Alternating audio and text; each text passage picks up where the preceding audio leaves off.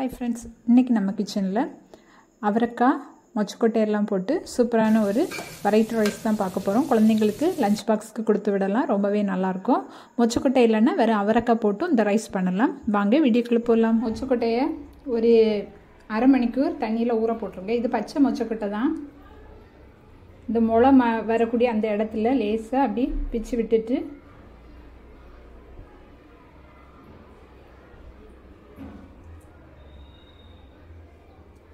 இந்த மாதிரி எடுத்தால் அந்த உள்ள விதை வந்துடும். ரைஸ்க்கு இந்த மாதிரி போடும்போது நல்லாயிருக்கும். இப்படி அளவுக்கு அவரைக்காய் எடுத்திருக்கேன், நல்லா கழுவி எடுத்திருக்கேன். இந்த எண்டில் உள்ள அந்த நூல் மாதிரி உள்ள அந்த இதை கட் பண்ணி எடுத்துருங்க.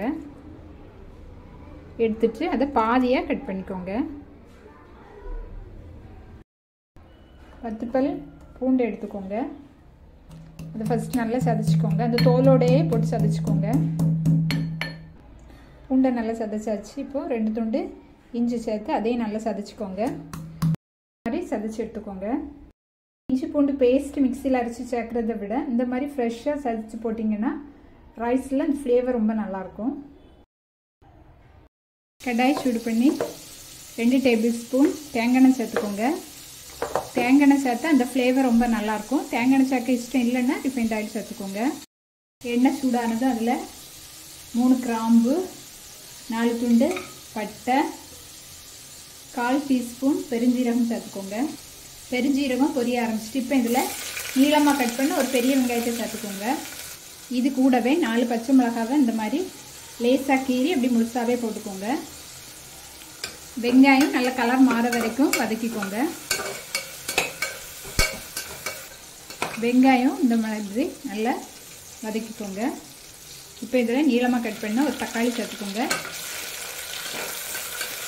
தக்காளி நிறைய சேர்க்காதீங்க, ஒரு தக்காளி போதும்.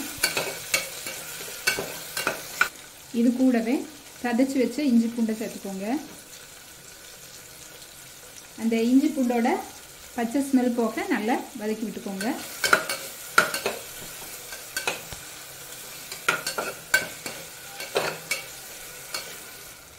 இப்போ இதில் 2 டேபிள் ஸ்பூன் தயிர் சேர்த்துக்கோங்க. தயிரை நல்லா மிக்ஸ் பண்ணி விட்டுக்கோங்க. மிக்ஸ் பண்ணிவிட்டு தேவையான மசாலா சேர்த்துடலாம்.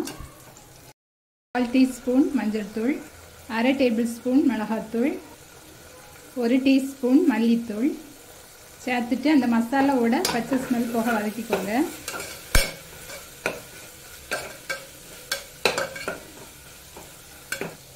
இப்போ இதில் ஒரு கைப்பிடி அளவு புதினா, கட் பண்ணி வச்சுருக்கிற அவரைக்காய் மொச்சக்கொட்டையை சேர்த்துக்கோங்க.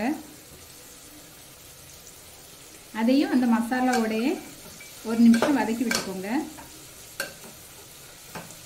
இது கூடவே அரிசியும் எடுத்து நல்லா மிக்ஸ் பண்ணிக்கோங்க. நான் இன்றைக்கி 2.5 கப் அரிசி எடுத்திருக்கேன். சின்ன கப்பில் 2.5 கப் எடுத்திருக்கேன். 4 பேருக்கு கணக்கு பண்ணி நான் இன்றைக்கி பண்ணுறேன். ரைஸ்க்கு தேவையான உப்பு சேர்த்துக்கோங்க. சேர்த்துட்டு நல்லா மிக்ஸ் பண்ணிக்கோங்க.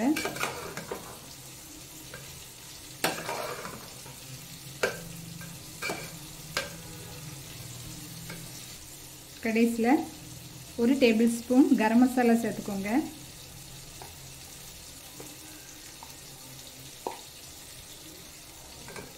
நல்லா மிக்ஸ் பண்ணிக்கோங்க. நான் இன்றைக்கி சாப்பாட்டு அரிசி தான் எடுத்திருக்கேன். இதிலே நல்லாயிருக்கும். சாப்பாட்டு அரிசி எடுக்கும்போது நீங்கள் பொடி அரிசி பார்த்து எடுத்துக்கோங்க. பெரிய அரிசினா அந்த அளவு நல்லா இருக்காது.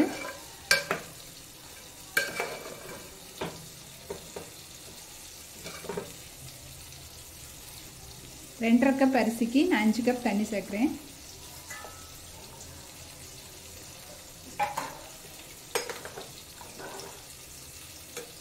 ரெண்டுலேருந்து 3 விசில் வச்சு எடுத்துக்கோங்க. இது எனக்கு இந்த ரைஸ் 2 விசிலில் எனக்கு வெந்துடும். ரைஸ்க்கு ஏற்ற மாதிரி விசில் வச்சு எடுத்துக்கோங்க. மூடி போட்டு 2லேருந்து 3 விசில் வச்சு எடுத்துக்கோங்க. ஸ்டீம் எல்லாம் போயிட்டு இப்போ ஓப்பன் பண்ணிடலாம்.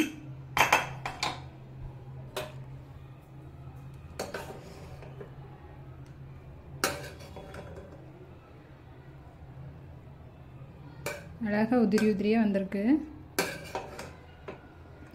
பிள்ளைங்களுக்கு லஞ்ச் பாக்ஸ் கொடுத்து விட ரொம்பவே நல்லாயிருக்கும். ட்ரை பண்ணி பார்த்துட்டு கமெண்ட் பண்ண மறக்காதீங்க. தேங்க்ஸ் ஃபார் வாட்சிங்.